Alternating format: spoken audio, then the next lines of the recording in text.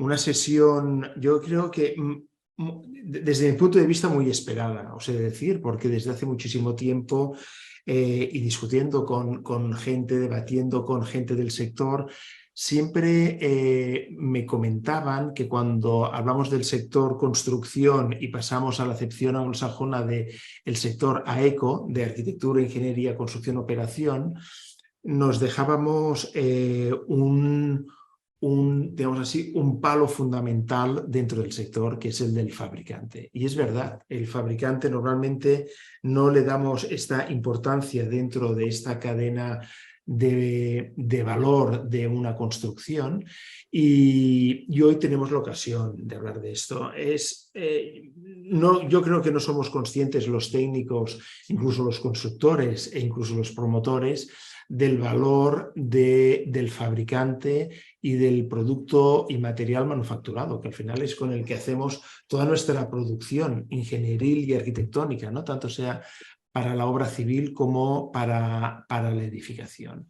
Yo, como en cada uno de los BIM Tours, me atrevo a hacer una pequeña presentación de contextualización de lo que significa el tema, porque así nos sirve también para que cada uno de vosotros y desde la manera en que veáis a través del chat de YouTube o a través del chat de Zoom, hagáis preguntas, consideraciones, recomendaciones, etcétera, ¿no?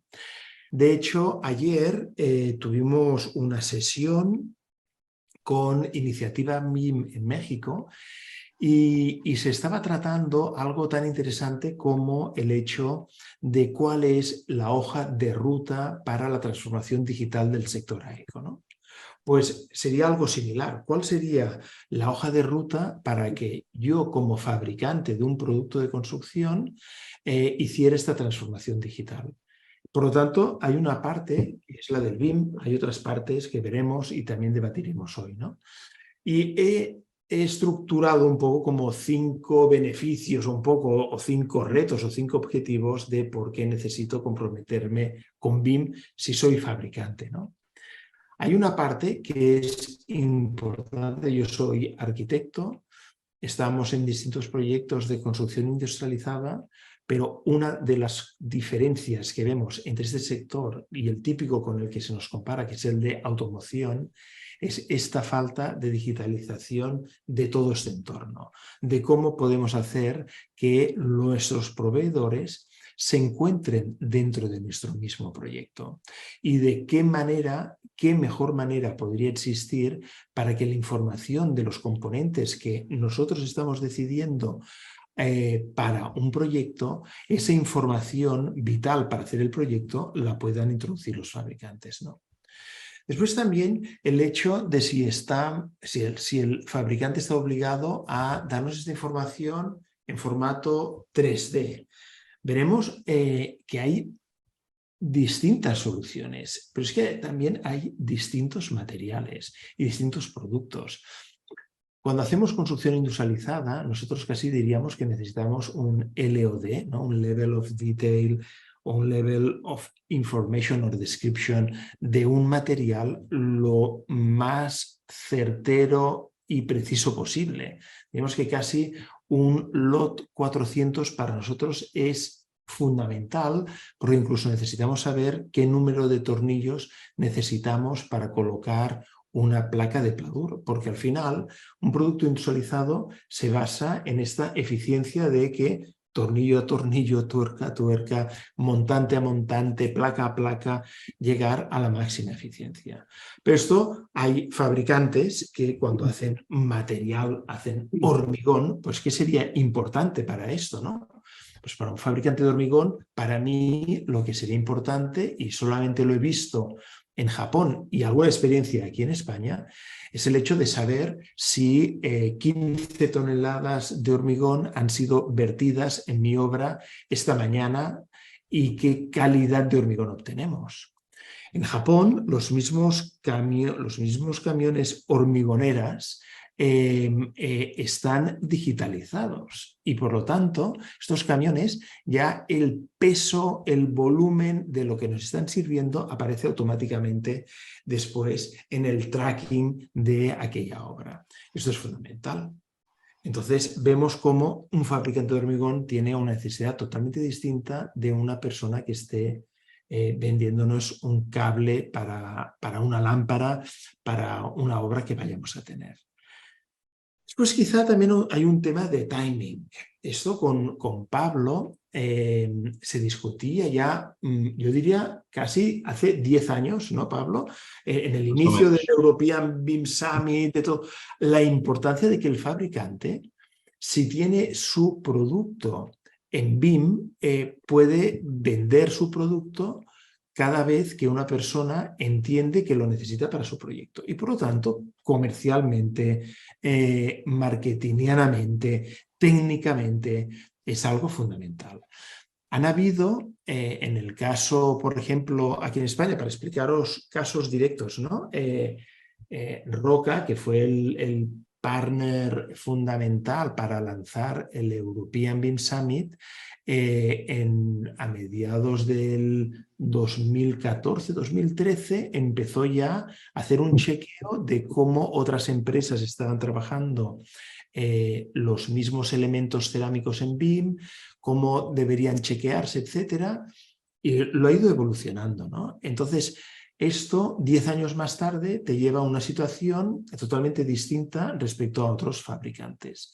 ¿Por qué? Porque este BIM no solamente se ha podido como fabricante introducirlo en un objeto BIM, sino es que además puede haber transformado, esto lo comentábamos ayer en esta clausura de iniciativa BIM, súper interesante el hecho de que incluso el BIM puede entrar en la digitalización del gemelo digital de la propia fábrica.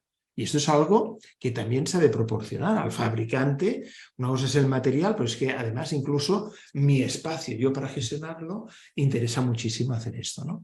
Nosotros hemos tenido la oportunidad y estamos trabajando en ello para hacer el gemelo digital de la Feria de Barcelona y no veáis lo importante de tener digitalizado su espacio, digamos así, fabril de producción, que son espacios a los cuales se les ha de dotar de infraestructuras para que otras personas lo utilicen, ¿no?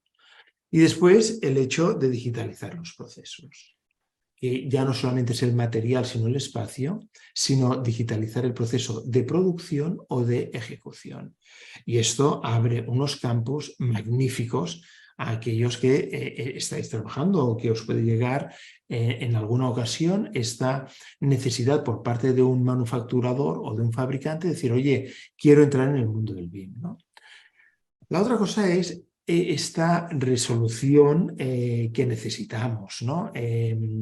Incluso han habido alguna cierta intento de normativa. Aquí os señalo el British Standard 8541 de qué tendría que tener un objeto de una biblioteca, pero que hoy lo vamos a hablar y además le hemos hecho explícita la pregunta a Pablo Callegaris para ver cuál es la responsabilidad de un fabricante cuando sube un material, pero también de un técnico cuando se baja ese material.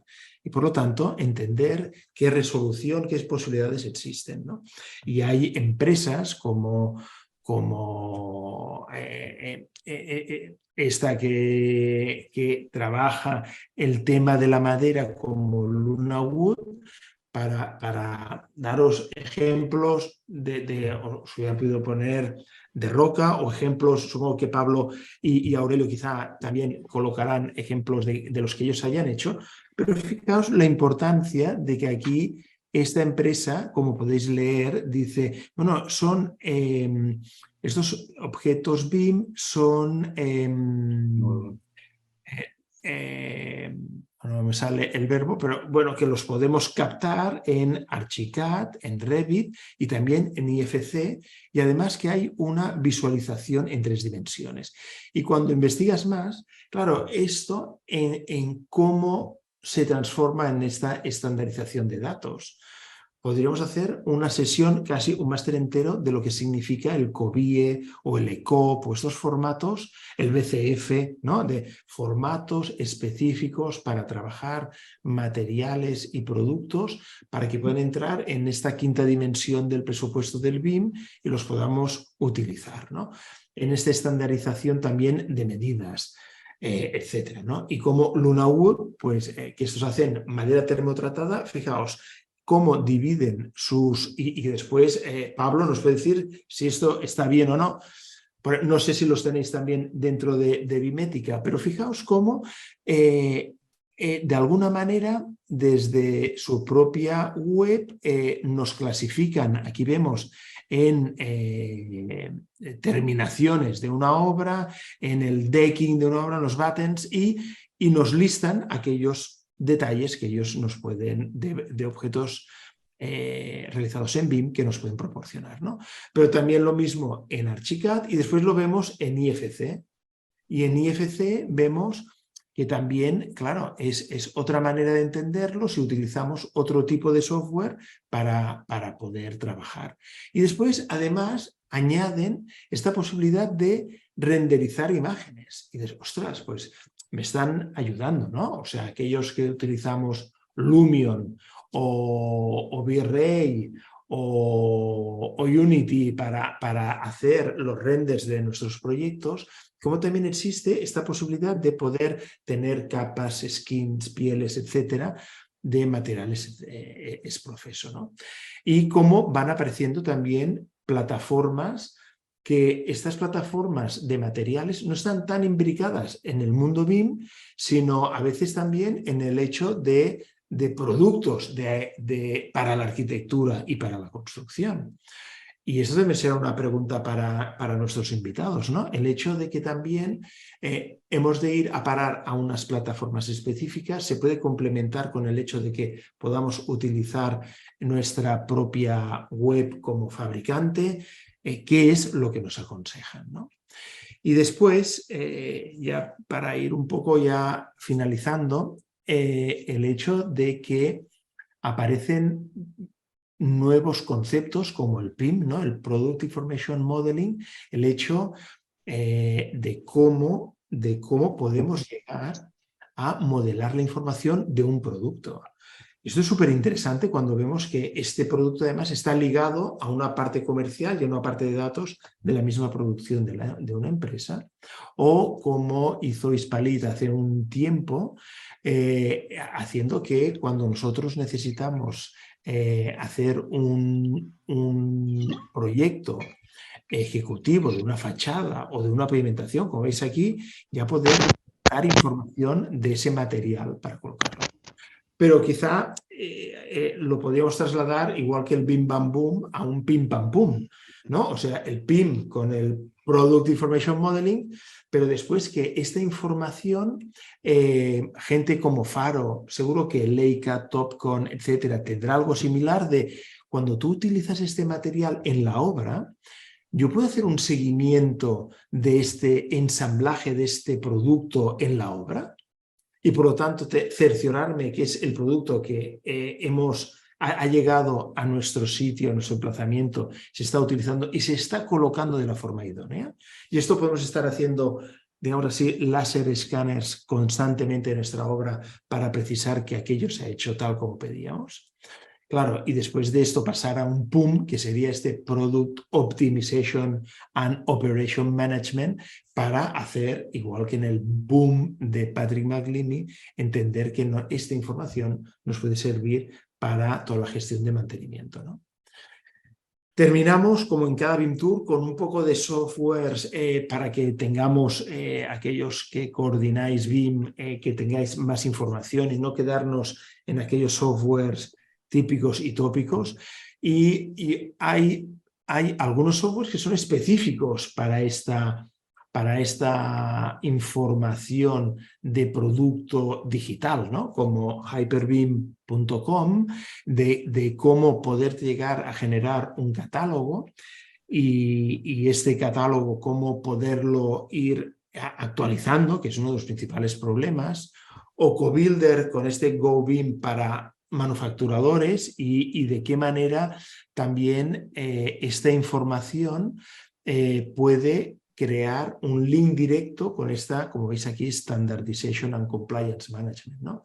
Yo como fabricante me dejo asesorar por vosotros como especialistas, ¿no? Aurelio y Pablo, y de alguna manera cómo yo puedo saber que soy compliant con las normativas de un país o de otro país. Esto sería magnífico, ¿no? O como NBS también en Reino Unido, ¿no?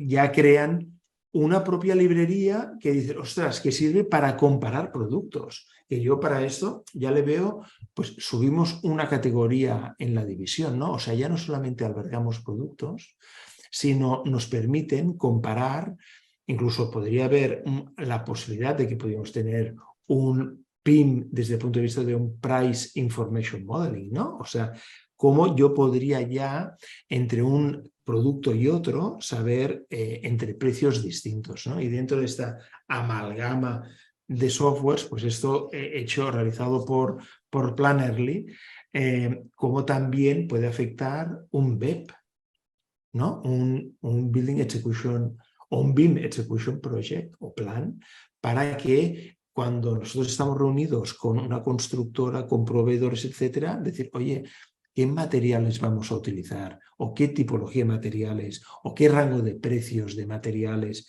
vamos a utilizar para una obra, ¿no? Y en el plano del hardware, pues también os ofrecemos aquí 3 ideas desde el punto de vista como de un láser escáner, que ya hay muchas empresas que lo introducen en su propia manera de trabajar, y este láser escáner puede ser utilizado, como veíamos antes con ese ejemplo de Faro, ¿no? De este Faro Tracer, que lo que hace es ver que lo que se está ejecutando cumple con lo que se había verificado en proyecto, ¿no? O esta posibilidad de utilizar una impresora 3D para el día a día, para simular aquello que nosotros vamos a utilizar en un proyecto, ¿no? En realidad, terminamos cada BIM Tour con una serie de documentos. De tantísimos que tenemos, os vamos a proponer 3. Quizá nuestros invitados también podrían sugerirnos alguno más, pero hay una guía para manufacturers de Autodesk que es muy interesante, como dar un primer paso, un primer eslabón en este sentido, y después algo que yo creo que es un producto, un documento un poco mejor desde el punto de vista de oye, vayamos a hacer esta bimetización de nuestros productos para ser prescritos, ¿no? Especificados, como ellos dicen, ser prescritos para nuestros proyectos. Y ya tenemos un objetivo, realmente una propuesta de valor inteligente sobre esto. O este libro, este Little BIM for Manufacturers de BSI, que aquí tenemos a Aurelio para que nos hable también de este tipo de documentos que están haciendo, ¿no? En realidad vamos a intentar en esta sesión responder algunas de estas preguntas, ¿no?